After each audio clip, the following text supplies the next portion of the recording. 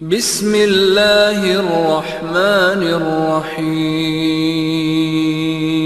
نحمده ونستعینه ونستغفره ونعوذ بالله من شرور أنفسنا ومن سيئات أعمالنا من يهده الله فلا مضل له ومن يضلل فلا هادي له وأشهد أن لا إله إلا الله وحده لا شريك له وأشهد أن محمدا عبده ورسوله يا أيها الذين آمنوا اتقوا الله حق تقاته ولا تموتن إلا وأنتم مسلمون يا أيها الناس اتقوا ربكم الذي خلقكم من نفس واحدة وخلق منها زوجها وبث منهما رجالا كثيرا ونساء واتقوا الله الذي تساءلون به والأرحام إن الله كان عليكم رقيبا يا أيها الذين آمنوا اتقوا الله وقولوا قولا سديدا يصلح لكم أعمالكم ويغفر لكم ذنوبكم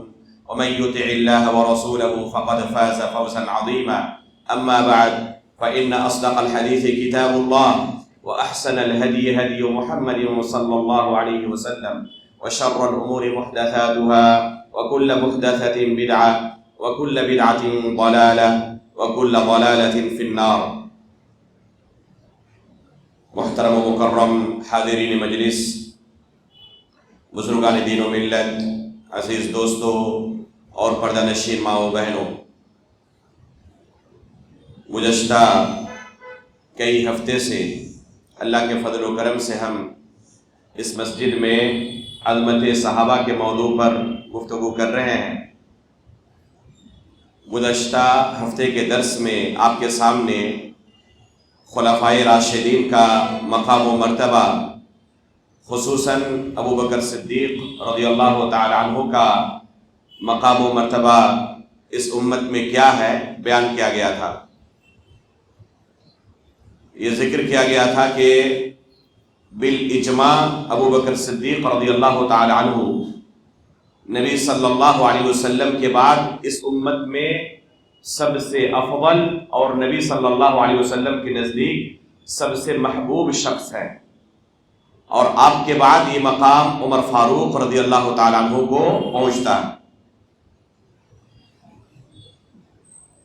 البتہ عمر فاروق رضی اللہ تعالیٰ عنہ کے بعد افضلیت کے باب میں معمولی اختلاف پایا جاتا ہے علماء اہل سنت والجماعت کے نزدیک کہ تیسرے نمبر پر سب سے افضل کون ہے. چنانچہ جمہور علماء کا یہی موقف ہے کہ عثمان غنی رضی اللہ تعالی عنہ عمر فاروق رضی اللہ تعالی عنہ کے بعد سب سے افضل ہے، اور ان کے بعد علی بن ابی طالب رضی اللہ تعالی عنہ کا مقام و مرتبہ ہے افضلیت کے باب میں. البتہ معمولی اختلاف اس بارے میں ملتا ہے بعض سلف صالحین سے کہ تیسرے نمبر پر افضلیت کے باب میں علی بن ابی طالب رضی اللہ تعالیٰ عنہ ہے، اور ان کے بعد چوتھے نمبر پر عثمان غنی رضی اللہ تعالیٰ عنہ. یہ بعض سلف سے ملتا ہے، منقول ہے. البتہ جمہور سلف سے یہی منقول ہے کہ افضلیت کے باب میں بھی ان کی وہی ترتیب ہے جو خلافت کے باب میں ترتیب ہے.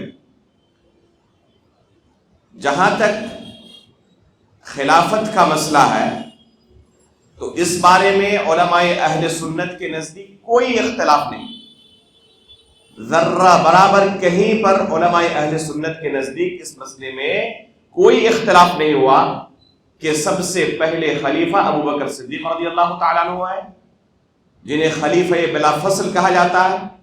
اللہ کے رسول صلی اللہ علیہ وسلم کے بعد صحابہ اکرام نے بالاجماع انہیں اپنا خلیفہ منتخب کیا، ان کے ہاتھ پر بیعت کی.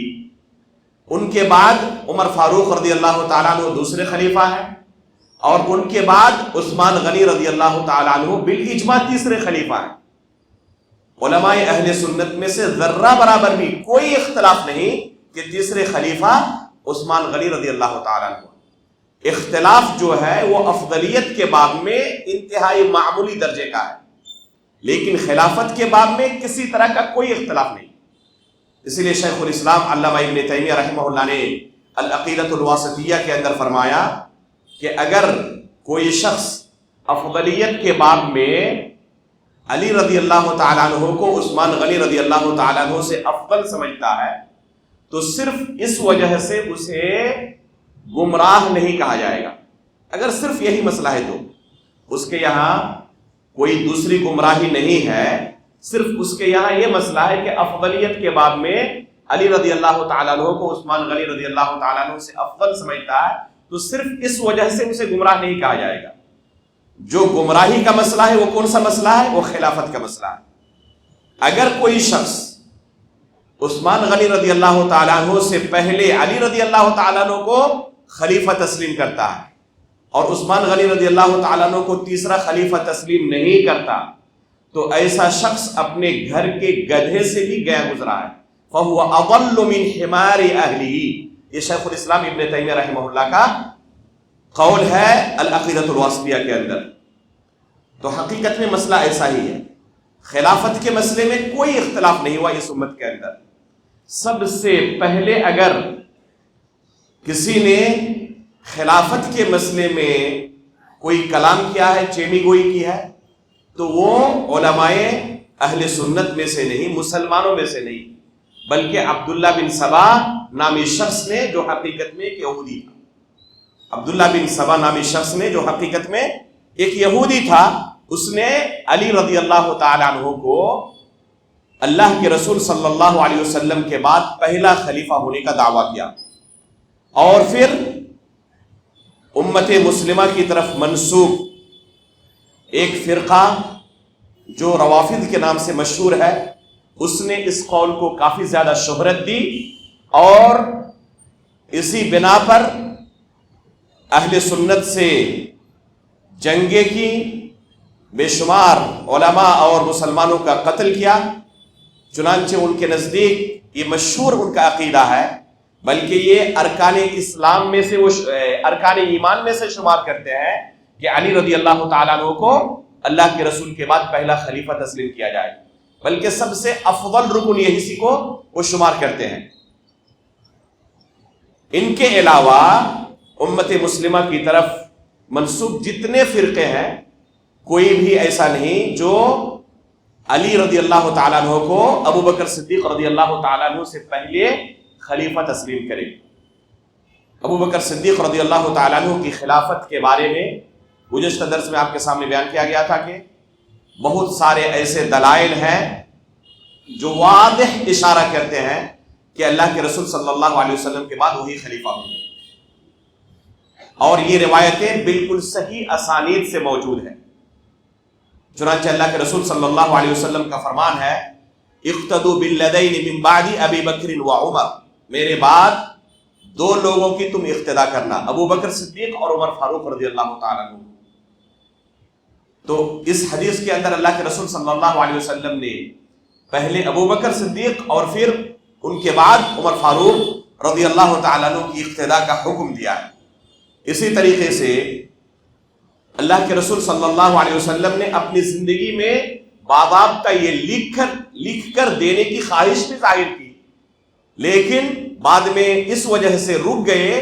اب اللہ والمؤمنون الا ابا بکر، اللہ کے رسول صلی اللہ علیہ وسلم کے الفاظ ہیں کہ اللہ رب العالمین اور مؤمنین اس بات کو بالکل اس بات کے علاوہ کسی چیز کو تسلیم کر ہی نہیں سکتے کہ ابو بکر صدیق رضی اللہ تعالیٰ عنہ کے علاوہ کوئی دوسرا خلیفہ ہو.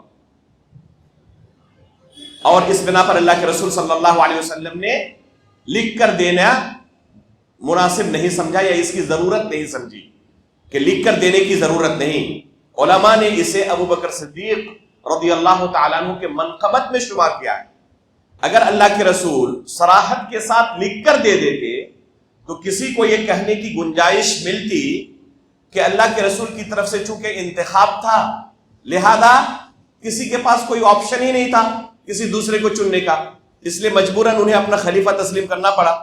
کوئی یہ کہہ سکتا تھا، لیکن اس طرح لکھ کر نہ دینا اور تمام صحابہ کرام کا بالاجماع انہیں اپنا خلیفہ منتخب کر لینا، یہ ابو بکر صدیق رضی اللہ تعالیٰ عنہ کے تعلق سے تمام صحابہ کے دلوں میں جو ان کا مقام و مرتبہ ہے اسے واضح کرتا ہے۔ تو حقیقت میں یہ ابو بکر صدیق رضی اللہ تعالیٰ عنہ کے منقبت میں علماء نے شمار کیا ہے کہ اللہ کے رسول صلی اللہ علیہ وسلم نے گرچہ لکھ کر ان کے نام کی صراحت نہیں کی تھی، بے شمار احادیث میں اشارہ کیا تھا، اور تمام صحابہ کرام نے بالاجماع انہیں اپنا خلیفہ تسلیم کر لیا۔ تو یہ ان کی منقبت کی دلیل ہے کہ کسی نے ان کا نام آنے کے بعد کسی دوسرے کے نام کی طرف اشارہ بھی نہیں کیا، چنانچہ بالاجماع سب نے انہیں اپنا خلیفہ تسلیم کر لیا۔ اس اجماع کو علماء اکرام کی ایک جماعت نے نقل کیا ہے، کسی ایک دو شخص کی بات نہیں ہے۔ اگر شمار کیا جائے تو گھنٹوں کی ضرورت پڑے گی جن علماء اکرام نے ابو بکر صدیق رضی اللہ تعالیٰ عنہ کی خلافت پر اجماع نقل کیا ہے۔ بلکہ علماء نے یہاں تک کہا ہے کہ اگر سب سے پہلا اجماع اس امت میں کوئی ہوا اور سب سے بڑا اجماع اس امت میں اگر کوئی ہے تو ابو بکر صدیق رضی اللہ تعالیٰ عنہ کی خلافت پر اجماع۔ یہ پہلا اجماع تھا، اس لیے کہ اجماع کی ضرورت کب ہے؟ قرآن و حدیث کے بعد اجماع کا نمبر آتا ہے۔ تو جب اللہ کے رسول صلی اللہ علیہ وسلم دنیا میں موجود تھے اجماع کی ضرورت ہی نہیں تھی۔ کبھی کوئی مسئلہ پیش آتا صحابہ اکرام اللہ کے رسول کی طرف رجوع کرتے اور وہاں سے جو فیصلہ مل جاتا اس پر انہیں عمل کرنا ہوتا۔ اجماع کی ضرورت اللہ کے رسول صلی اللہ علیہ وسلم کے اس دنیا سے رخصت ہونے کے بعد پڑی ہے۔ تو اللہ کے رسول صلی اللہ علیہ وسلم کے رخصت ہونے کے بعد یہ پہلا اجماع تھا صحابہ اکرام کے درمیان کہ ابو بکر صدیق رضی اللہ تعالیٰ عنہ ہمارے خلیفہ ہوں گے۔ اور یہ ایسا اجماع ہے کہ اس سے بڑا اجماع اس امت کے اندر کسی دوسرے مسئلے میں کوئی ثابت نہیں کر سکتا۔ دوسرے مسائل میں کچھ نہ کچھ آپ کو اختلاف ہو سکتا ہے کہ مل جائے، یا اتنی بڑی تعداد میں آپ ثابت نہ کر سکیں، یا پھر اجماع کی یہ صورت ہوتی ہے کہ اجماع سکوتی ہے، بعض علماء کے اقوال ہے اور کسی کی طرف سے مخالفت نہیں ہے۔ یہاں پر معاملہ ایسا نہیں ہے، یہاں پر معاملہ یہ ہے کہ صحابہ اکرام کی پوری جماعت ابو بکر صدیق رضی اللہ تعالیٰ عنہ کے ہاتھ پہ آ کر بیعت کرتی ہے اور انہیں اپنا خلیفہ تسلیم کرتی ہے۔ تو یہ صراحت کے ساتھ اجماع تھا ان کا۔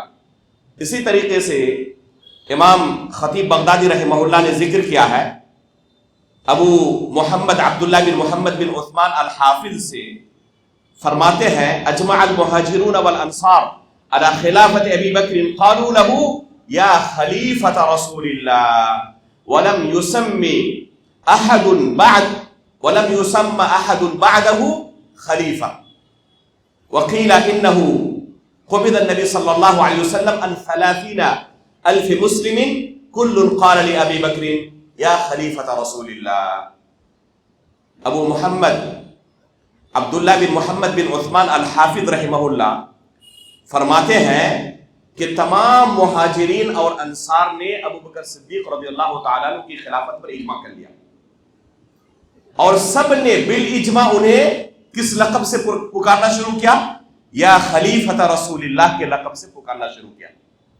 یہ لقب یا خلیفۃ رسول اللہ صرف اور صرف اگر امت میں کسی کے لیے استعمال کیا گیا ہے تو کون ہے؟ وہ ابو بکر صدیق رضی اللہ تعالیٰ عنہ۔ یہ لقب ان کے بعد کسی دوسرے کے لیے استعمال نہیں کیا گیا۔ بالاجماع جب خلیفۃ رسول اللہ کہا جائے تو اس سے مراد ابو بکر صدیق رضی اللہ تعالیٰ عنہ ہے۔ ان کے بعد جب عمر فاروق رضی اللہ تعالیٰ عنہ خلیفہ منتخب ہوئے، ابو بکر صدیق رضی اللہ تعالیٰ عنہ نے انہیں اپنا خلیفہ ڈکلیئر کیا اور صحابہ کرام نے جسے تسلیم کیا۔ انشاءاللہ اگلے درس میں ہم عمر فاروق رضی اللہ تعالیٰ عنہ کے ان کی سیرت کے بارے میں اور خصوصاً ان کی خلافت کے بارے میں گفتگو کریں گے۔ تو عمر فاروق رضی اللہ تعالیٰ عنہ کو جب صحابہ کرام نے اپنا خلیفہ تسلیم کیا تو انہیں خلیفت رسول اللہ نہیں کہا، بلکہ امیر المؤمنین کے لقب سے انہیں نوازا۔ امیر المؤمنین کا جو لقب ہے سب سے پہلے کن کے لیے استعمال کیا گیا ہے؟ عمر فاروق رضی اللہ تعالیٰ عنہ کے لیے استعمال کیا گیا ہے۔ اور ابو بکر صدیق رضی اللہ تعالیٰ عنہ کو صحابہ کرام کس لقب سے پکارتے تھے؟ امیر المؤمنین کہتے تھے؟ نہیں، ابو بکر صدیق رضی اللہ تعالیٰ عنہ کو صحابہ کرام خلیفۃ رسول اللہ کے لقب سے پکارتے تھے۔ ابو محمد عبداللہ بن محمد بن عثمان الحافظ رحمہ اللہ اجماع نقل کرتے ہیں تمام مہاجرین اور انصار کا کہ سب نے بالاجماع یا خلیفۃ رسول اللہ کے لقب سے انہیں پکارنا شروع کیا۔ تو یہ سب تمام صحابہ اکرام کا انہیں لقب عطا کرنا خلیفۃ رسول اللہ کا ایسا شرف ہے جو امت میں ان کے علاوہ کسی کو حاصل نہیں ہوا. تو یہ اجماع ہے اور یہ اجماع بے شمار علماء اکرام نے نقل کیا. اس کے باوجود افسوس کی بات یہ ہے کہ ایک یہودی کی طرف سے شروع کیا گیا پروپیگنڈا کہ ابو بکر صدیق پہلے خلیفہ نہیں بلکہ علی رضی اللہ تعالیٰ عنہ اس خلافت کے حقدار تھے، جسے نعوذ باللہ صحابہ اکرام نے ان سے غصب کر کے ظلماً ابو بکر صدیق کو دیا، نعوذ باللہ من ذالک. چنانچہ یہ کیا کہتے ہیں، جیسے کہ انجینئر محمد علی مرزا اکثر اپنے دروس میں، اپنے لیکچر میں جو لوگوں کے سامنے، اپنے لوگوں کے سامنے وہ دیتا ہے، کیا کہتا ہے کہ یہ تمام صحابہ اکرام کی سب سے بڑی غلطی تھی کہ انہوں نے ابو بکر صدیق رضی اللہ تعالیٰ عنہ کو اپنا خلیفہ منتخب کر لیا، نعوذ باللہ من ذالک. جن صحابہ اکرام کے بارے میں اللہ رب العالمین نے قرآن کریم کے اندر کیا بیان کیا ہے کہ ان کے ایمان کے مطابق، ان کے نقش قدم پر اگر دوسرے لوگ چلیں گے تو جنت ملے گی، ان کی مخالفت کریں گے تو جہنم رسید ہونا پڑے گا. والسابقون الاولون من المهاجرين والانصار والذين اتبعوهم باحسان رضي الله عنهم ورضوا عنه واعد لهم جنات تجري تحتها الانهار. اللہ رب العالمین نے مہاجرین اور انصار کا علی الاطلاق ذکر کرنے کے بعد دوسرے لوگوں کے لیے شرط لگائی، والذین اتبعوهم باحسان، یہ دوسرے لوگ اگر ان کے نقش قدم پر چلے تو جنت ہے، ورنہ جنت نہیں ہے.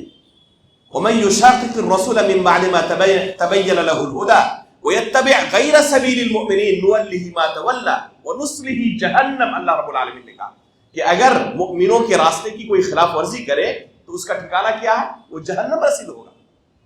یہ اللہ رب العالمین نے قرآن میں اعلان کیا ہے. اور جسارت دیکھے کیا کہتا ہے کہ یہ تمام صحابہ اکرام کی سب سے بڑی غلطی تھی کہ ابو بکر صدیق کے ہاتھ پر انہوں نے کیا کر لیا، رضی اللہ عنہ وارضا، ابو بکر صدیق رضی اللہ تعالیٰ عنہ کے ہاتھ پر انہوں نے بیعت کر لی، علی رضی اللہ تعالیٰ عنہ کو چھوڑ دیا.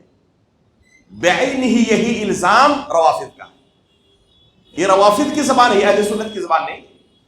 چنانچہ وہ کیا دعویٰ کرتے ہیں کہ علی رضی اللہ تعالیٰ عنہ کا حق تھا اور اللہ کے رسول صلی اللہ علیہ وسلم نے اپنی زندگی کے اندر انہیں وصیت کر دی تھی کہ میرے بعد خلیفہ وہ ہوں گے.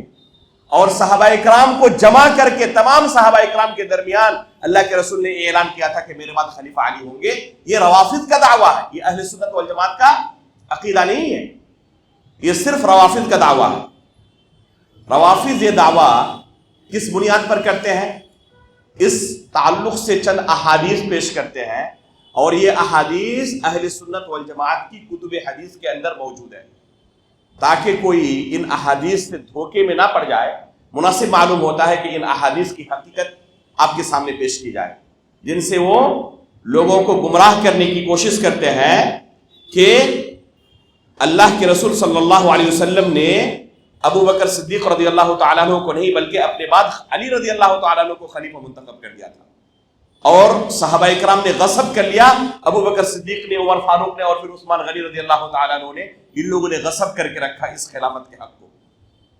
ایک منٹ کے لیے اگر جدلی طور پر فرض کر لے، تسلیم کر لے کہ ابو بکر صدیق رضی اللہ تعالیٰ عنہ نے یہ غصب کر لیا تھا، تو علی رضی اللہ تعالیٰ عنہ خود اور آل بیت مکمل انہوں نے ابو بکر صدیق رضی اللہ تعالیٰ عنہ کو اپنا خلیفہ کیوں تسلیم کر لیا؟ کیا آل بیت میں سے کسی ایک شخص نے بھی اعتراض کیا کہ علی رضی اللہ تعالیٰ عنہ خلیفہ ہوں گے، ابو بکر صدیق رضی اللہ تعالیٰ عنہ نہیں؟ بالاجماع تمام کے تمام آل بیت نے آخر کیوں ابو بکر صدیق رضی اللہ تعالیٰ عنہ کے ہاتھ پر بیعت کی؟ خود علی رضی اللہ تعالیٰ عنہ نے کیوں بیعت کی؟ اگر اسے تسلیم کیا جائے تو خود اس کا مطلب یہ ہے کہ علی رضی اللہ تعالیٰ عنہ نے اللہ کے رسول صلی اللہ علیہ وسلم کی وصیت نہیں مانی، نعوذ باللہ من ذالک. خود آل بیت نے اللہ کے رسول کی وصیت کو نہیں مانی. تو اگر آپ الزام دوسرے صحابہ اکرام پر دیتے ہیں تو یہی الزام کیا آل بیت پر لازم نہیں آتا؟ یہ الزام تو آل بیت پر بھی لازم آتا ہے، بلکہ علی رضی اللہ تعالیٰ عنہ پر بھی لازم آتا ہے. کہ اللہ کے رسول صلی اللہ علیہ وسلم کی وصیت کی کوئی پرواہ نہیں کی انہوں نے، اور ایک ظلم کو انہوں نے جاری رہنے دیا، بلکہ اس کی موافقت کی باضابطہ۔ تو یہ الزام صرف صحابہ کرام پر نہیں آتا، یہ الزام آل بیت پر بھی آتا ہے، اور یہ الزام خود علی رضی اللہ تعالیٰ عنہ کی شخصیت کو مجروح کرتا ہے۔ تو ایسے نادان دوست بڑے نقصان دہ ہوتے ہیں، جو نادانی میں خود اپنے دوست کو مجروح کر دیتے ہیں۔ تو یہ الزام صرف صحابہ کرام کے اوپر الزام نہیں ہے، یہ الزام آل بیت پر بھی ہے، اور یہ الزام علی رضی اللہ تعالیٰ عنہ پر بھی ہے۔ جن احادیث سے وہ استدلال کرتے ہیں ان میں پہلی حدیث جو صحیح بخاری اور صحیح مسلم کے اندر ہے، بڑی مشہور حدیث ہے۔ اللہ کے رسول صلی اللہ علیہ وسلم نے علی رضی اللہ تعالیٰ عنہ کو کہا تھا، انت منی بمنزلۃ ہارون من موسیٰ الا الا انہ لا نبی بعدی۔ یہ حدیث صحیح بخاری اور صحیح مسلم دونوں کے اندر موجود ہے۔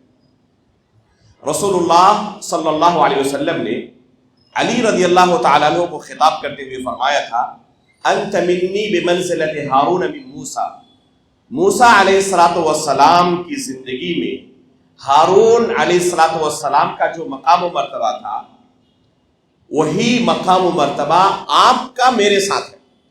موسیٰ علیہ السلام کے ساتھ جو ہارون علیہ السلام کا رشتہ تھا، وہی رشتہ آپ کا میرے ساتھ ہے۔ یہ علی رضی اللہ تعالیٰ عنہ کو اللہ کے رسول صلی اللہ علیہ وسلم نے خطاب کرتے ہوئے کہا تھا۔ آگے فرمایا، الا انہ لا نبی بعدی، البتہ صرف معاملہ اتنا یہ ہے کہ میرے بعد کوئی نبی نہیں آنے والا، میرے بعد کوئی نبی نہیں آنے والا۔ اللہ رب العالمین نے ہارون علیہ السلام کو کس مقام و مرتبے سے نوازا تھا؟ نبوت کے مقام و مرتبے سے ہارون علیہ السلام کو نوازا تھا۔ یہ دونوں بھائی تھے، موسیٰ اور ہارون علیہ السلام، اور دونوں اللہ کے نبی تھے۔ تو اللہ کے رسول نے علی رضی اللہ تعالیٰ کو کیا کہا؟ انت منی بمنزلۃ ہارون من موسیٰ الا انہ لا نبی بعد۔ ہارون علیہ السلام کا جو رشتہ تھا موسیٰ علیہ السلام کے ساتھ، وہی رشتہ آپ کا میرے ساتھ ہے، لیکن میرے بعد کوئی نبی نہیں آنے والا۔ جو ہارون علیہ السلام کو نبوت سے سرفراز کیا گیا تھا، آپ کو نبوت نہیں مل سکتی۔ تو یہ علی رضی اللہ تعالیٰ عنہ کے لیے بلا شبہ انتہائی فضیلت والی حدیث ہے، منقبت والی حدیث ہے۔ اس حدیث کو ہم سر خم تسلیم کر کے قبول کرتے ہیں، اور اہل سنت والجماعت میں سے کوئی بھی نہیں ہوگا جو اس حدیث کا انکار کرے۔ جو بھی اپنے آپ کو مسلمان کہتا ہوگا، اس حدیث پر اس کا ایمان ہونا چاہیے کہ اللہ کے رسول صلی اللہ علیہ وسلم نے علی رضی اللہ تعالیٰ عنہ کے سلسلے میں یہ فرمایا تھا کہ انت منی بمنزلۃ ہارون من موسیٰ۔ لیکن اس حدیث سے یہ استدلال کرنا کہ علی رضی اللہ تعالیٰ عنہ کو اس حدیث میں اللہ کے رسول نے اپنے بعد خلیفہ ہونا ڈکلیئر کیا ہے، یہ استدلال انتہائی غلط استدلال ہے۔ اس حدیث میں کہیں پر بھی اللہ کے رسول نے یہ نہیں کہا علی رضی اللہ تعالیٰ عنہ کو کہ آپ میرے بعد خلیفہ ہوں گے۔ جہاں تک اللہ کے رسول نے فرمایا یہ ہم تسلیم کرتے ہیں، اس پر ایمان لاتے ہیں جو اللہ کے رسول صلی اللہ علیہ وسلم نے فرمایا۔ لیکن آپ اگر اس سے یہ استدلال کر رہے ہیں کہ اس حدیث میں اللہ کے رسول نے علی رضی اللہ تعالیٰ عنہ کو اپنے بعد خلیفہ ہونا ڈکلیئر کیا تھا، تو یہ استدلال انتہائی غلط استدلال ہے۔ اس کی وجہ ایک دو نہیں بے شمار ہے۔ سب سے پہلے یہ حدیث اللہ کے رسول نے علی رضی اللہ تعالیٰ عنہ کو کب کہا تھا، یہ جاننے کی ضرورت ہے۔ یہ غزوہ تبوک کا موقع ہے۔ غزوہ تبوک اللہ کے رسول صلی اللہ علیہ وسلم کی زندگی کا آخری غزوہ ہے۔ اللہ کے رسول صلی اللہ علیہ وسلم کی زندگی میں اس سے پہلے کافی غزوات اور کافی سریے گزر چکے ہیں۔ غزوہ بدر، غزوہ احد، غزوہ خندق، غزوہ بنو المصطلق، غزوہ خیبر، جس میں علی رضی اللہ تعالیٰ عنہ کے تعلق سے انتہائی اہم فضیلت وارد ہے کہ اللہ کے رسول نے ان کو کیا فرمایا تھا کہ اللہ رب العالمین اور اللہ کے رسول آپ سے محبت کرتے ہیں، اور علی رضی اللہ تعالیٰ عنہ بھی ان دونوں سے محبت کرتے ہیں، اللہ اور اس کے رسول سے۔ اس میں یہ غزوے گزر چکے اللہ کے رسول صلی اللہ علیہ وسلم کی زندگی۔ تو اللہ کے رسول کی زندگی میں اگر کوئی بڑا غزوہ، آخری غزوہ ہوا ہے تو یہ غزوہ تبوک ہے، اور اس کے بعد فتح مکہ کا موقع ہے، جس کے بارے میں مورخین کے مابین اختلاف ہے کہ اس میں جنگ ہوئی تھی یا نہیں ہوئی تھی، لیکن جس غزوے میں جنگ ہوئی ہے باضابطہ بڑا غزوہ اللہ کے رسول کی زندگی کا، یہ غزوہ تبوک ہے۔ اس غزوے میں رسول اللہ صلی اللہ علیہ وسلم نے تمام صحابہ کرام کے درمیان یہ اعلان کر دیا تھا کہ سب کو اس غزوے کے لیے نکلنا ہے۔ یہ عمومی اعلان تھا تمام صحابہ کرام کے لیے، اگر کسی کے پاس عذر نہیں ہے تو اس غزوے میں شریک ہونا اس کے لیے ضروری تھا۔ صرف جو معذور ہیں، جیسے خواتین کے اوپر غزوہ فرض نہیں ہے، جنگ فرض نہیں ہے، چھوٹے بچے ہیں ان کے اوپر جنگ فرض نہیں ہے، بوڑھے لوگ ہیں ان کے اوپر جنگ فرض نہیں ہے، کوئی معذور ہو آنکھ سے یا کوئی معذور ہو اپنے پیروں سے، تو ایسے لوگوں پر اللہ رب العالمین نے جنگ کو فرض نہیں کیا۔ جو صحیح سالم ہو، تندرست ہو، عاقل ہو، بالغ ہو، ایسے لوگوں پر جنگ فرض ہے۔ اگر خلیفہ وقت علل اعلان سب کے لیے جنگ کے لیے نکلنے کا حکم دے تو تمام لوگوں پر جنگ کے لیے نکلنا واجب ہو جاتا ہے، یہ فرض عین بن جاتا ہے۔ اگر اس طرح کا علل اعلان حکم نہ ہو تو ایسی صورت میں جنگ کے لیے نکلنا فرض کفایہ ہے، فرض عین نہیں۔ اس وجہ سے آپ دیکھیں گے کہ بہت سارے صحابہ کرام غزوہ بدر میں شریک نہیں تھے، غزوہ بدر میں شریک نہیں تھے، ان کو کوئی ملامت نہیں کی گئی، کیونکہ یہاں پر سب کے لیے شریک ہونا ضروری نہیں قرار دیا گیا۔ لیکن غزوہ تبوک کے موقع پر کیا معاملہ تھا؟ سب کے لیے شرکت کو لازمی اللہ کے رسول نے قرار دیا تھا۔ اسی وجہ سے وہ 3 صحابہ کرام جو شریک نہیں ہو سکے تھے، آج نکلیں گے کل نکلیں گے، اس طرح سستی کی وجہ سے وہ نکل نہیں سکے، یہاں تک کہ صحابہ کرام غزوے سے واپس آ گئے۔ یہ 3 صحابہ کرام کون تھے؟ کعب بن مالک رضی اللہ تعالیٰ عنہ، مرارہ بن نبی رضی اللہ تعالیٰ عنہ اور ہلال بن امیہ رضی اللہ تعالیٰ عنہ۔ ان تینوں کے ساتھ بائیکاٹ کا حکم دیا اللہ کے رسول نے، کیونکہ سب کے لیے نکلنا ضروری تھا اور ان کے پاس کوئی عذر نہ ہونے کے باوجود بھی یہ نکلے نہیں تھے۔ منافقین کے علاوہ مسلمانوں میں کوئی ایسا صحابی نہیں تھا جو اس غزوے میں نہ گئے، صرف ان 3 صحابہ کرام کے علاوہ جن کے ساتھ بائیکاٹ کا حکم دیا گیا۔ یہ تفصیل صحیح بخاری کے اندر اور صحیح مسلم کے اندر موجود ہے، بلکہ صحیح بخاری کی سب سے لمبی حدیثوں میں اس حدیث کو شمار کیا جاتا ہے، جس میں کعب بن مالک رضی اللہ تعالیٰ عنہ کی توبہ کا واقعہ تفصیل کے ساتھ امام بخاری رحمہ اللہ نے بیان کیا۔ پتہ چلا کیا کہ اس غزوے میں سب کو نکلنا کیا تھا؟ ضروری تھا۔ مدینے میں کون لوگ باقی رہ گئے تھے؟ مدینے میں اس غزوے کے موقع پر عورتیں تھیں، چھوٹے بچے تھے، معذور قسم کے لوگ تھے جو بیمار تھے، بوڑھے تھے، یا پھر منافقین تھے۔ مسلمانوں میں سے صرف 3 صحابی تھے صحابہ کرام میں جو تندرست تھے اور شریک نہیں ہوئے تھے۔ یہ 3 صحابہ کرام کے بارے میں ابھی آپ کے سامنے بیان کیا گیا۔ ان کے علاوہ مدینے میں کوئی موجود نہیں تھا۔ علی رضی اللہ تعالیٰ عنہ کو اللہ کے رسول نے بلایا اور کہا، جیسے کہ اللہ کے رسول کی اس سے پہلے دوسرے غزوات میں بھی عادت تھی کہ جب کسی جنگ کے لیے نکلتے، یہاں تک کہ عمرے کے لیے بھی جب اللہ کے رسول نکلے یا دوسرے موقعوں پر جب اللہ کے رسول مدینہ سے نکلتے تو اپنے پیچھے کسی کو اپنا نائب مقرر کر کے مدینے سے جاتے تھے اللہ کے رسول، تاکہ مدینے کے معاملات کو وہ ہینڈل کر سکیں۔ عبداللہ بن ام مکتوم رضی اللہ تعالیٰ عنہ کو بہت سارے موقعوں پر اللہ کے رسول صلی اللہ علیہ وسلم نے مدینے میں اپنا نائب مقرر کیا اور اس کے بعد جنگ کے لیے نکلے۔ فتح مکہ کے موقع پر اللہ کے رسول نے جو غزوہ تبوک کے بعد پیش آیا ہے، غزوہ تبوک کے بعد فتح مکہ کا واقعہ پیش آیا نا، فتح مکہ کے موقع پر اللہ کے رسول نے علی رضی اللہ تعالیٰ عنہ کو اپنا نائب مقرر نہیں کیا تھا مدینے میں، کسی دوسرے صحابی کو مقرر کیا۔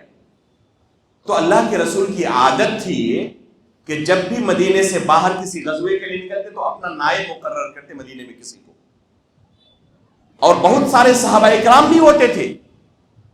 یہ پہلا غزوہ تھا جس میں صحابہ اکرام میں سے کوئی نہیں تھے 3 کے علاوہ، صرف عورتیں تھیں، چھوٹے بچے تھے۔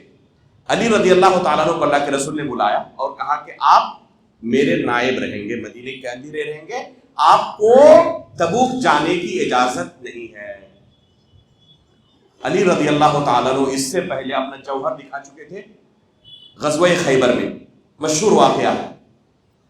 اللہ کے رسول نے ان کے ہاتھ میں جھنڈا دیا اور پہلے ہی پیشین گوئی کی کہ اللہ رب العالمین ان سے محبت کرتے ہیں، اللہ کے رسول ان سے محبت کرتے ہیں، وہ بھی اللہ اور رسول کے ساتھ محبت کرتے ہیں، اور ان کے ہاتھوں میں اللہ رب العالمین ہمیں فتح نصیب کرائے گا۔ اور ایسا ہی ہوا، اللہ رب العالمین نے علی رضی اللہ تعالیٰ عنہ کے ہاتھ میں زبردست مسلمانوں کو فتح نصیب کی خیبر کے موقع پر۔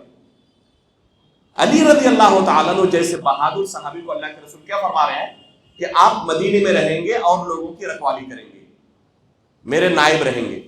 علی رضی اللہ تعالیٰ عنہ حد درجہ غمزدہ ہو گئے، غمگین ہو گئے، اور کہا اللہ کے رسول سے، جیسے کہ صحیح بخاری کے اندر لفظ ہے کہ اللہ کے رسول یہ چھوٹے بچوں اور یہ عورتوں کی نگہبانی کرنے کے لیے آپ مجھے چھوڑ کے جا رہے ہیں؟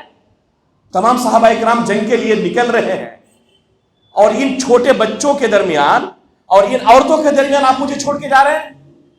انہیں حد درجہ جب غم ہوا تو اللہ کے رسول صلی اللہ علیہ وسلم نے تسلی دیتے ہوئے ان کو یہ جملہ کہا تھا کہ کیا آپ کو پسند نہیں ہے کہ آپ کا مقام میرے ساتھ وہی ہو جو موسیٰ علیہ السلام کے ساتھ ہارون کا تھا، ہارون علیہ السلام کا؟ بس وہ نبی تھے، میرے بعد کوئی نبی نہیں ہو سکتا، اس لیے آپ کو نبوت نہیں مل سکتی۔ تو یہ جملہ اللہ کے رسول نے کس موقع پر کہا ہے؟ جب علی رضی اللہ تعالیٰ عنہ غمزدہ تھے کہ مجھے ایک اہم فضیلت سے محروم کر دیا گیا، ان چھوٹے بچوں اور عورتوں کے درمیان مجھے رکھ دیا گیا۔ تو اللہ کے رسول نے انہیں تسلی دیتے ہوئے یہ جملہ کہا تھا۔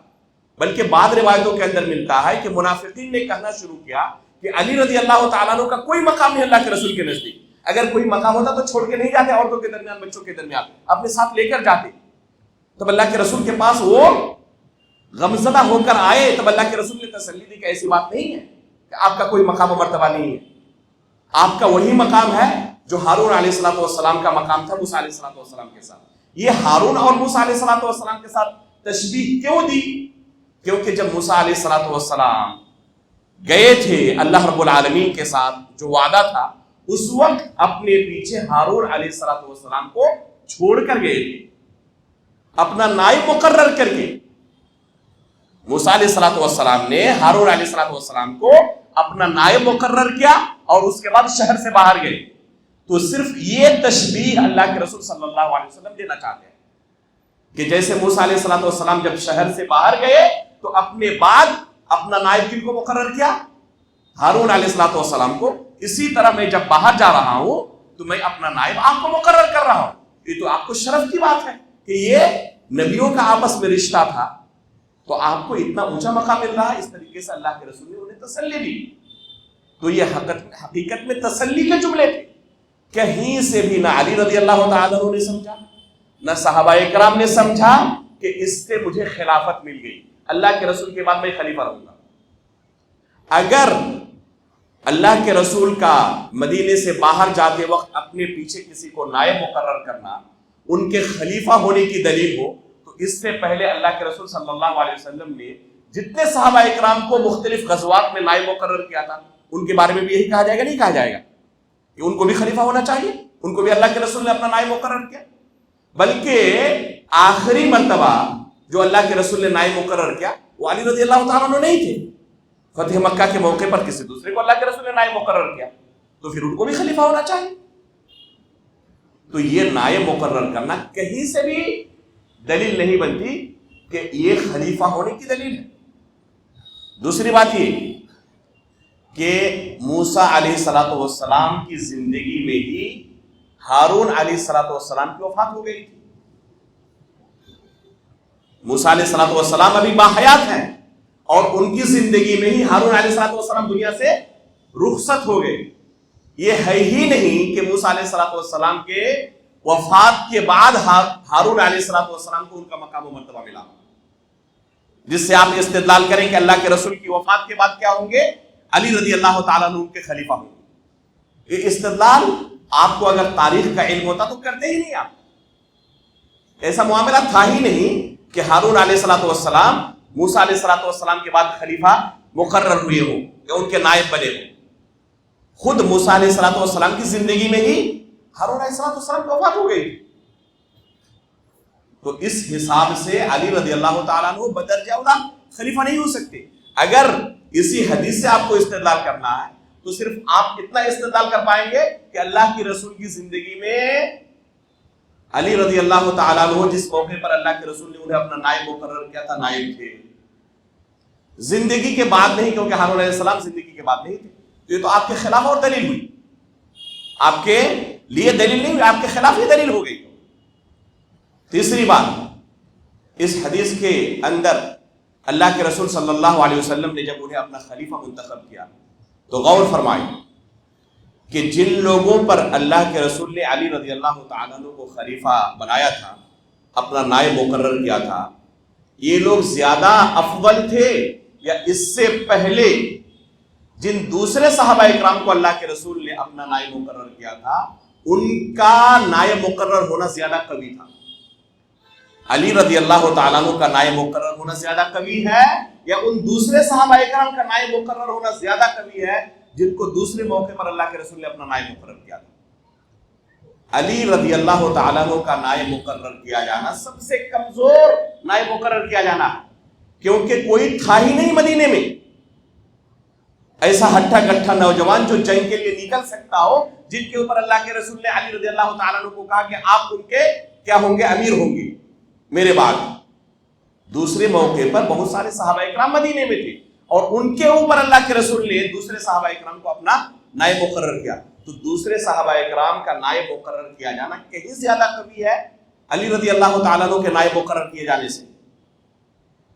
لہذا یہ حدیث کسی بھی اعتبار سے اس بات کی دلیل نہیں بنتی کہ علی رضی اللہ تعالیٰ عنہ اللہ کے رسول کے بعد خلیفہ مقرر ہوں گے۔ اللہ کے رسول نے کوئی اس طرح کا اشارہ کیا ہو، اگر اللہ کے رسول کو خلیفہ مقرر کرنا ہوتا علی رضی اللہ تعالیٰ عنہ کو تو اس طریقے سے اللہ کے رسول بات کرتے، ڈائریکٹ نہیں کہہ سکتے تھے کہ میرے بعد علی خلیفہ مقرر ہوں گے؟ اگر مثلیت کی وجہ سے کہ موسیٰ علیہ الصلوۃ والسلام اور ہارون علیہ الصلوۃ والسلام کے ساتھ تشبیہ دی تو خود اللہ کے رسول نے ابو بکر صدیق رضی اللہ تعالیٰ عنہ کو اور عمر فاروق رضی اللہ تعالیٰ عنہ کو دوسرے انبیاء کے ساتھ تشبیہ دی ہے۔ چنانچہ غزوہ بدر کے موقع پر اس چیز کو غور سے سنیں، بالکل صحیح سند سے واقعہ موجود ہے۔ غزوہ بدر کے بعد کیا واقعہ پیش آیا؟ 70 لوگ قیدی بنائے گئے کفار و مشرکین کے، ان کے ساتھ کیا کیا جائے؟ اللہ کے رسول نے مشورہ لیا ابو بکر صدیق رضی اللہ تعالیٰ عنہ سے اور عمر فاروق رضی اللہ تعالیٰ عنہ سے۔ ابو بکر صدیق رضی اللہ تعالیٰ عنہ نے مشورہ دیا کہ اللہ کے رسول ان سے فدیہ لے کر ان کو چھوڑ دیا جائے، اور عمر فاروق رضی اللہ تعالیٰ عنہ نے مشورہ کیا لیا تھا کہ اللہ کے رسول ان میں سے کسی کو نہ چھوڑا جائے بلکہ سب کو قتل کیا جائے، اور جو ہمارے قریبی رشتہ دار ہیں ہر کوئی اپنے قریبی رشتہ دار کو قتل کرے اور مجھے میرے رشتہ دار سونپے جائے، سب سے پہلے میں شروع کرتا ہوں۔ یہ عمر فاروق رضی اللہ تعالیٰ عنہ کا موقف تھا۔ اللہ کے رسول صلی اللہ علیہ وسلم نے ابو بکر صدیق رضی اللہ تعالیٰ عنہ کا موقف قبول کیا اور ان بدر کے قیدیوں سے فدیہ لینا قبول کر لیا۔ اللہ رب العالمین کی طرف سے قرآن کی آیت نازل ہوئی، اور آیت نازل ہونے کے بعد بالکل مسئلہ کلیئر ہو گیا کہ عمر فاروق رضی اللہ تعالیٰ عنہ کا موقف ہی درست موقف تھا، یہی اللہ رب العالمین کی مرضی کے مطابق موقف تھا۔ اس کے بعد اللہ کے رسول صلی اللہ علیہ وسلم نے ان دو صحابہ اکرام کو، ابو بکر صدیق رضی اللہ تعالیٰ عنہ کو اور عمر فاروق رضی اللہ تعالیٰ عنہ کو، اس موقع پر جو کہا تھا وہ سنی۔ اللہ کے رسول صلی اللہ علیہ وسلم فرماتے ہیں اخبرکم عن صاحبیکم مثلک یا ابا بکر یا مثلک یا ابا بکر کمثل ابراہیم اذ قال فمن تبعنی فإنه منی ومن عصانی فإنک غفور رحیم ومثل عیسی اذ قال ان تعذبهم فإنهم عبادک وان تغفر لهم فإنک انت العزیز الحکیم۔ اللہ کے رسول صلی اللہ علیہ وسلم دونوں کا مشورہ جب مل جاتا ہے، ابو بکر صدیق نے مشورہ دیا کہ ان کو فدیہ لے کر چھوڑ دیا جائے، عمر فاروق رضی اللہ تعالیٰ نے مشورہ دیا کہ ان سب کو قتل کیا جائے اور اپنے رشتہ داروں کو ہی ہر کوئی قتل کرے، تو اللہ کے رسول نے کہا ابو بکر صدیق سے کہ ابو بکر صدیق آپ کی مثال موسیٰ ابراہیم علیہ السلام کی طرح ہے. جو اللہ رب العالمین نے ابراہیم علیہ السلام کے بارے میں قرآن میں ذکر کیا ہے, کیا ذکر کیا ہے؟ فَمَن تَبِعَهُ فَإِنَّهُ مِنِّي وَمَنْ عَصَانِي فَإِنَّكَ غَفُورٌ رَحِيمٌ. یہ ابراہیم علیہ السلام کا قول ہے. کیا فرماتے ہیں کہ اللہ رب العالمین جو ان لوگوں میں سے میری اتباع کرے وہ میرے قوم کے لوگوں میں سے ہیں, مجھ پر ایمان لانے والوں میں سے ہیں. وَمَنْ عَصَانِي, اور جو نافرمانی کرے, کیا کہا اللہ رب العالمین سے کہ ان پر عذاب نازل کر, سب کو قتل کر ڈال. کہا فَإِنَّكَ غَفُورٌ رَحِيمٌ. ابراہیم علیہ السلام نے کہا تھا کہ اللہ جو نافرمانی کرے تو بڑا غفور الرحیم ہے. تو اللہ کے رسول نے ابو بکر صدیق سے کیا فرمایا کہ ابو بکر آپ کی مثال بالکل ابراہیم علیہ السلام کی طرح ہے, جنہوں نے کہا تھا کہ اللہ جو نافرمانی کرے تو ان کے تعلق سے غفور الرحیم ہے. اسی طرح آپ کی مثال عیسیٰ علیہ السلام کی طرح ہے, جن کے بارے میں اللہ نے قرآن میں کیا فرمایا؟ ان تعذبہم فإنہم عبادک. اے اللہ اگر تو انہیں عذاب میں مبتلا کرے تو تیرے ہی بندے ہیں. وَإِن تَغْفِرْ لَهُمْ فَإِنَّكَ أَنْتَ الْعَزِيزُ الْحَكِيمُ. اور اللہ تو اگر معاف کر دے انہیں تو عزیز ہے, تو علیم ہے. اے اللہ رب العالمین تو عزیز ہے, تو حکیم ہے, تو غالب ہے, تو حکمت والا ہے. تو عیسیٰ علیہ السلام نے کیا فرمایا؟ تو اگر سزا دینا چاہے تو تیرے ہی بندے ہیں, لیکن معاف کر دے اگر تو اللہ تو حکمت والا ہے. تو عیسیٰ علیہ السلام کیا درخواست کر رہے اللہ رب العالمین سے؟ سزا دینے کے بارے میں یا معاف کرنے کے بارے میں؟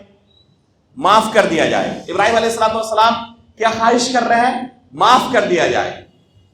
تو ابو بکر صدیق کو اللہ کے رسول نے کہا کہ آپ کی مثال کن کی طرح ہے؟ ابراہیم علیہ السلام کی اور عیسیٰ علیہ السلام کی طرح ہے.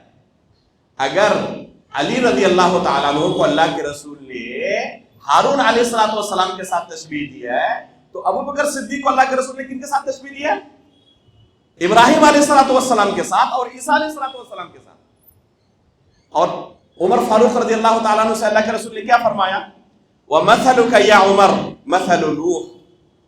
اور اے عمر آپ کی مثال نوح علیہ السلام کی طرح ہے. کیا دعا کیا تھا نوح علیہ السلام نے؟ رَبِّ لَا تَذَرْ عَلَى الْأَرْضِ مِنَ الْكَافِرِينَ دَيَّارًا. اللہ ان کفار میں سے کسی کو تو اس دنیا میں فتنہ و فساد مچانے کے لیے زندہ نہ چھوڑ. تو نوح علیہ السلام نے کفار کے لیے کیا دعا کیا؟ اللہ ان تمام کفار کو تو تہس نہس کر دے. لا تذر علی الارض من الکافرین دیارا, اللہ کسی کافر کو نہ چھوڑنا. تو عمر فاروق رضی اللہ تعالیٰ عنہ کو اللہ کے رسول نے کہا کہ آپ کی مثال بالکل نوح علیہ السلام کی طرح ہے, جنہوں نے کہا تھا کہ اللہ کسی کو نہ چھوڑنا, سب کو عذاب میں مبتلا کر دینا. اسی طرح آپ کی مثال او مثل موسیٰ, یا موسیٰ علیہ السلام کی طرح آپ کی مثال ہے, جنہوں نے کیا کہا تھا اللہ رب العالمین سے دعا کرتے ہوئے؟ ربنا اطمس على اموالهم واشدد على قلوبهم فلا يؤمنوا حتى يروا العذاب الالم. کہ اللہ ان کے اوپر عذاب نازل کر. موسیٰ علیہ السلام نے اللہ رب العالمین سے دعا کی تھی کہ اللہ رب العالمین یہ اتنے سرکش ہو چکے ہیں, بار بار کہنے کے باوجود نہیں مانتے. واقعہ طویل ہے موسیٰ علیہ السلام کے ساتھ, جیسے کہ قوم کے لوگوں نے کہا تھا, اور بار بار اللہ رب العالمین نے ان کے اوپر مختلف طریقے سے عذاب میں مبتلا کیا تھا, جو کہ قرآن میں تفصیل موجود ہے. آخر میں کیا کہا موسیٰ علیہ السلام نے کہ اللہ رب العالمین ان میں سے کسی کو نہیں چھوڑنا, سب کے اوپر اللہ رب العالمین کا عذاب مسلط ہو جائے. تو اللہ رب العالمین سے ان دو نبیوں نے تمام لوگوں کے لیے عذاب طلب کیا تھا, موسیٰ علیہ السلام نے اور نوح علیہ السلام نے. اور ابراہیم اور عیسیٰ علیہ السلام نے کیا درخواست کی؟ اللہ تیرے ہی بندے ہیں, اگر معاف کر دے تو غفور الرحیم ہے. تو کہا ابو بکر سے کہ آپ کی مثال ابراہیم اور عیسیٰ کی طرح ہے, اور عمر سے کہا کہ آپ کی مثال موسیٰ اور نوح علیہ السلام کی طرح ہے. تو ان چار انبیاء سے ان دو صحابہ اکرام کی اللہ کے رسول نے تشبیہ دی. اب بتائیں یہ چار انبیاء کون ہیں؟ ابراہیم, موسیٰ, عیسیٰ اور نوح. یہ اولو العزم من الرسل میں شمار ہوتے ہیں, جن کے تذکرے سے پورا قرآن بھرا ہوا ہے, سب سے برگزیدہ نبیوں میں جن کا شمار ہوتا ہے. ان کے ساتھ اللہ کے رسول نے ابو بکر و عمر کو تشبیہ دی ہے. اگر ہارون علیہ السلام کے ساتھ تشبیہ دینے کی وجہ سے علی رضی اللہ تعالیٰ عنہ خلافت کے مستحق ہو گئے, تو اس حساب سے ابو بکر صدیق اور عمر فاروق ان سے کہیں زیادہ خلافت کے مستحق ہوں گے نہیں ہوں گے؟ تو یہ ایسی دلیل ہے جس میں کسی بھی طریقے سے دور دور تک اشارہ نہیں ملتا کہ اللہ کے رسول کے بعد علی رضی اللہ تعالیٰ عنہ خلیفہ ہوں گے۔ دوسری حدیث، اللہ اکبر، وقت کافی ہو چکا، اب دوسری حدیث میں بھی کافی وقت لگنے والا ہے، چونکہ یہ شبہات لوگوں کے ذہن میں ڈالے جاتے ہیں اور کہتے ہیں دیکھیں صحیح بخاری کے اندر، صحیح مسلم کے اندر حدیث موجود ہے اور آپ کے علماء یہ حدیث چھپاتے ہیں۔ نہیں چھپاتے ہیں، اگر چھپاتے تو آپ تک نہیں پہنچتی، اگر چھپائے ہوتے تو آپ تک نہیں پہنچتی۔ ڈنکے کی چوٹ پر ہم ان حدیثوں کو بیان کرتے ہیں اور صحیح مفہوم کیا ہے وہ بھی بیان کرتے ہیں۔ آپ جو تلبیس کی کوشش کرتے ہیں، لوگوں کو چنا لگانے کی کوشش کرتے ہیں، بس اس چیز کو ہم واضح کر دیتے ہیں۔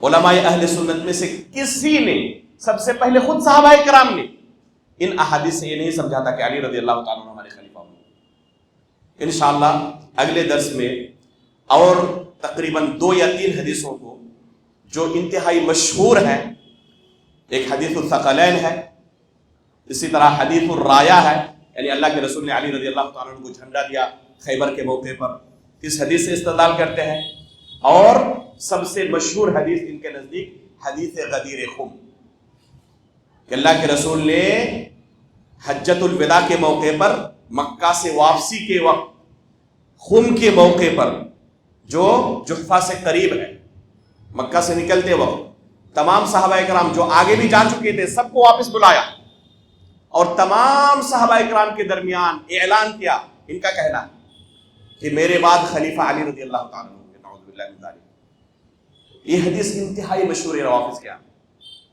یہ حدیث اہل سنت والجماعت کی کتب حدیث کے اندر بھی موجود ہے، لیکن کن الفاظ کے ساتھ اور ان کی کتابوں میں کن الفاظ کے ساتھ، انشاءاللہ تفصیل کے ساتھ یہ باتیں رکھنے کی ضرورت ہے، تاکہ لوگوں کے ذہن کے اندر جو زہر بھرے جاتے ہیں حقیقت حال کا لوگوں کو علم رہے۔ تو انشاءاللہ اگلا درس ہمارا اسی موضوع کے اوپر جاری رہے گا۔ کم از کم ان 3 حدیثوں کے تعلق سے آپ کے سامنے حدیث الثقلین، حدیث الرایا اور حدیث غدیر خم، جو انتہائی مشہور حدیثیں ہیں، علماء اہل سنت کی کتابوں میں بھی ہیں، جن سے یہ استدلال کرتے ہوئے کہتے ہیں کہ علی رضی اللہ تعالیٰ عنہ کو پہلا خلیفہ ہونا چاہیے تھا، ابو بکر صدیق کو لوگوں نے ظلماً خلیفہ اپنا منتخب کر لیا، یہ حق غصب تھا۔ تو اس کی حقیقت انشاءاللہ اگلے درس میں پیش کی جائے گی۔ اللہ رب العالمین سے ہم دعا کرتے ہیں کہ اللہ رب العالمین ہمیں اہل سنت والجماعت کے عقیدے پر آخری سانس تک باقی رہنے کی توفیق عطا فرمائے۔ اللہ رب العالمین دین کا صحیح علم حاصل کرنے کی ہمیں توفیق عطا فرمائے، حق کو ہمارے لیے واضح کر دے اور اسے قبول کرنے کے لیے ہمارا سینہ کھول دے۔ اللہ رب العالمین ایمان کی حالت پر ہماری وفات فرمائے، نبیین، صدیقین، شہداء و صالحین کے ساتھ ہمارا حشر فرمائے، آمین۔ تقبل رب العالمین، وصلی اللہ علی نبینا محمد، سبحانک اللہم و بحمدک، اشہد ان لا الہ الا انت، استغفرک و اتوب الیک۔